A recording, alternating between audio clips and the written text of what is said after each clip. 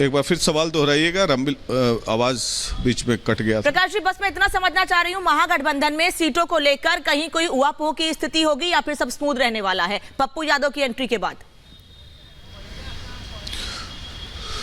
देखिए, इन लोगों की राजनीतिक मजबूरी है। तेजस्वी यादव दबाव बना रहे हैं कि आरजेडी जो है 30 सीट पर चुनाव लड़े 40 में से, बाकी 10 सीट में कांग्रेस पार्टी और माले को दे दे। लेकिन संभवतः ऐसी बातचीत चल रही है कि 2-3 सीट और कम पर आरजेडी लड़े, क्योंकि आरजेडी का अनुभव ये रहा पिछले विधानसभा में चुनाव में 2020 में बिहार विधानसभा के चुनाव में कि कांग्रेस पार्टी ने 70 सीट ले लिया, उनका स्ट्राइक रेट केवल 19 का रहा, जिसके चलते महागठबंधन को खासा नुकसान झेलना पड़ा और महज 7 सीट के कारण सरकार नहीं बन पाई। तेजस्वी मुख्यमंत्री बनते बनते रह गए। तो उस अनुभव उस अनुभव को साझ करते हुए ये शायद आरजेडी के कोर कमेटी तेजस्वी यादव और लालू यादव और अन्य पार्टी के नेताओं ने निर्णय लिया है कि कांग्रेस पार्टी को कम से कम सीट पर लड़ाया जाए, ताकि स्ट्राइक रेट ज़्यादा हो सके, आधार वोट खिसके नहीं, जो मुस्लिम यादव का आधार वोट है, और दूसरी जातियों का समीकरण बना के, जहां पर अगड़ी जाति हो या अन्य पिछड़ी जातियां हैं, उनका समीकरण बनाकर एनडीए को मजबूत टक्कर दिया जा सके।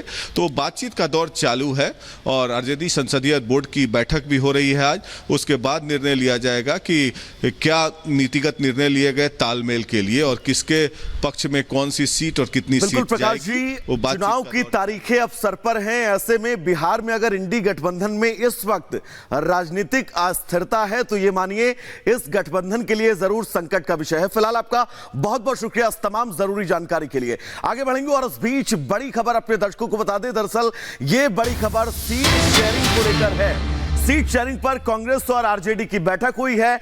बिहार की सीटों को लेकर इस बैठक में चर्चा हुई है। सीटों पर आखिरी सहमति बहुत जल्द बनेगी।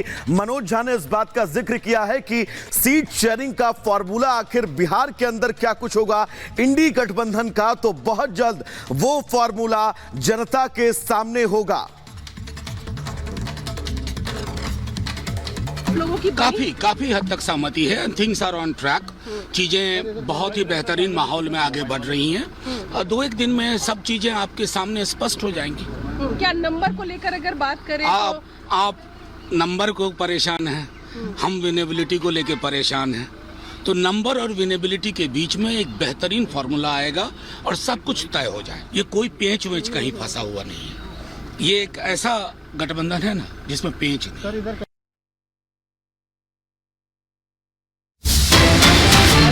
बड़ी खबर मिल रही है महाराष्ट्र को लेकर। एनडीए की अहम बैठक होने वाली है दिल्ली में आज शाम 4 बजे ये बैठक होगी। सीट शेयरिंग को लेकर चर्चा इस बैठक में संभव है। बैठक में अमित शाह की मौजूदगी रहेगी, देवेंद्र फडणवीस, एकनाथ शिंदे यानी डिप्टी सीएम और सीएम दोनों की मौजूदगी रहेगी, अजित पवार भी मौजूद रहेंगे और कई बड़े नेता शामिल रह सकते हैं। राज ठाकरे की बैठक में भी एंट्री दिख सकती है। कहा जा रहा है कि उनके बारे में भी सहयोगियों से चर्चा कर सकते हैं अमित शाह। इस वक्त ये बड़ी खबर, कल ही आपको बताएं कि मुलाकात हुई थी राज ठाकरे की अमित शाह से और कहा जा रहा था कि उनकी एंट्री अब हो सकती है एनडीए में। और मोहम्मद संदीप इस वक्त हमारे साथ जुड़े हुए हैं। संदीप, कल भी मुलाकात महाराष्ट्र को लेकर, आज भी मुलाकात होनी है, बातचीत होनी है। राज ठाकरे को लेकर तो बातचीत होगी, लेकिन आपस में किसको कितनी सीटें दी जाएं इस पर भी बात होनी मुमकिन है, क्योंकि कुनबा बहुत बड़ा है महाराष्ट्र में एनडीए का।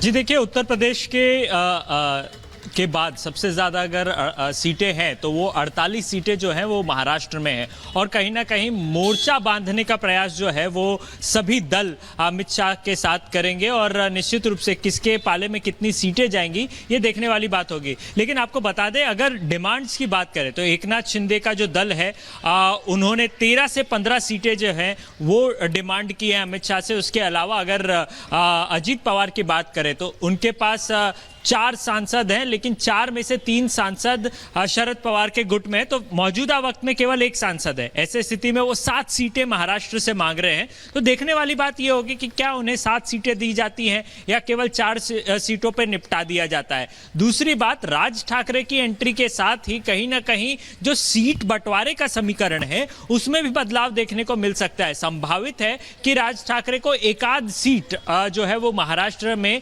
किसी भी लोकसभा से से जो है वो दी जाए, लेकिन उस पर उम्मीदवार कौन होगा, ये भी एक सबसे बड़ा सवाल है। आपको बता दें कि दक्षिण मुंबई की एक ऐसी सीट है जिसको लेकर के काफी चर्चा है कि वहां से एमएनएस जो है अपना उम्मीदवार उतार सकती है। संभावित है कि एनडीए में जितने भी गठबंधन दल हैं इन देखिए बिल्कुल, और यही बड़ी वजह भी है कि महाराष्ट्र को लेकर इस वक्त दिल्ली के अंदर एनडीए के खेमे में जो ऊहापोह है उसका सबसे बड़ा कारण यही है कि बीजेपी चाहती है महाराष्ट्र से वो बड़ी बढ़त जो है वो हासिल कर सके। फिलहाल आपका बहुत बहुत शुक्रिया इस तमाम जरूरी अपडेट्स के लिए। और बढ़ते आगे, कांग्रेस नेताओं में बीजेपी ज्वाइन करने की होड़ सी लगी हुई है। चुनाव की तारीख का ऐलान हो चुका है, लेकिन कांग्रेस छोड़कर बीजेपी ज्वाइन करने वाले नेताओं की कतार लगी है, अभी लंबी फहरिस्त है। इस मौजूदा संकट के चलते कांग्रेस के बचे कुछ नेताओं में किस कदर निराशा है, इसका अंदाजा उनके बयानों से लगाया जा सकता है। इस कड़ी में अधीर रंजन चौधरी का बयान भी गौर करने लायक है। रिपोर्ट देखिए।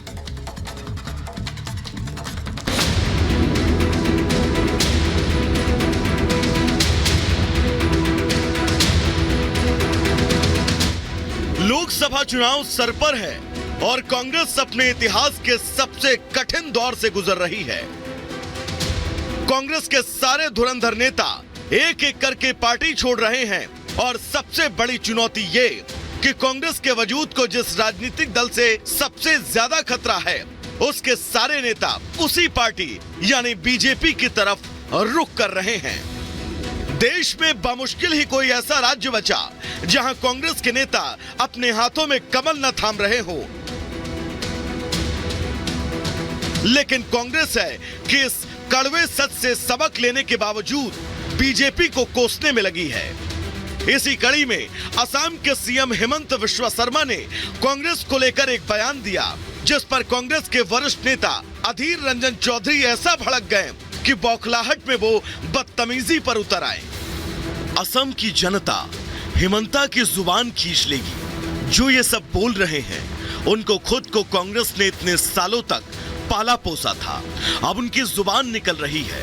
असम की जनता उनकी जुबान खींच लेगी। खिसियानी बिल्ली खंभा नोचे, ये कहावत बेहद पुरानी है, लेकिन वजूद बचाने का संकट झेल रही कांग्रेसी नेताओं की बौखलाहट साफ दिख रही है कि झटके पर झटका लगने के बावजूद न तो कांग्रेस आलाकमान आत्मचिंतन को तैयार है, न ही उसके दिग्गज नेता जिनके पास भविष्य को लेकर कोई नया प्लान है। बेशक अधीर रंजन का यह बयान गैर राजनीतिक है, जबकि असम के सीएम हेमंत बिस्वा शर्मा ने कांग्रेस के मौजूदा हालात पर एक विशुद्ध राजनीतिक टिप्पणी की थी, जिस पर अधीर रंजन भड़क गए और कांग्रेसी खेमे में छाई निराशा उनके बयानों के जरिए छलक कर बाहर आ गई। आइए आपको सुनाते हैं असम के सीएम हेमंत बिस्वा शर्मा ने कांग्रेस पर आखिर क्या टिप्पणी की थी। कांग्रेस भोट दी लाभ নাই, कारण कांग्रेस जोन जिकिब इटाको बीजेपी जॉइन कर দিব अन्य হয়, গতিকে কি লাভ হব কি ভোট দি? कांग्रेस এবার সিট পাবো নাকি? सीट পোৱা নোপোৱা দূৰৰ কথা, কংগ্ৰেছ কেণ্ডিডেট তো কংগ্ৰেছত থাকিব নে নাই সেইটো ডাঙৰ কথা। তেওঁৰ পৰা আগতো সুধিব লাগিব যে আপুনি কংগ্ৰেছত থাকিব নে নাই। जाहिर है लोकसभा चुनाव में अब गिनती के दिन बचे हैं। ऐसे में सारे राजनीतिक दल एक दूसरे पर टीका टिप्पणी करने से पीछे नहीं हट रहे, लेकिन कांग्रेसी खेमे में अलग ही माहौल है। हालात ऐसे कि जो नेता सुबह के नाश्ते पर पार्टी लाइन पर बयान दे रहे होते हैं वो शाम ढलते ढलते बीजेपी ज्वाइन कर लेते हैं। ऐसे में कांग्रेस नेताओं का दम इसी बात पर फूला जा रहा है कि वो चुनाव की तैयारी में जुटे या अपने बचे खुचे नेताओं को समेटने की कोशिश करें, जिसका नतीजा है कि पार्टी की दुर्दशा से निराश कांग्रेस के दिग्गज नेता झुंझुलाहट में निजी खुन्नस निकालने से भी परहेज नहीं कर रहे हैं। এটা ক্রেডিট মোদির ক্রেডিট, মোদির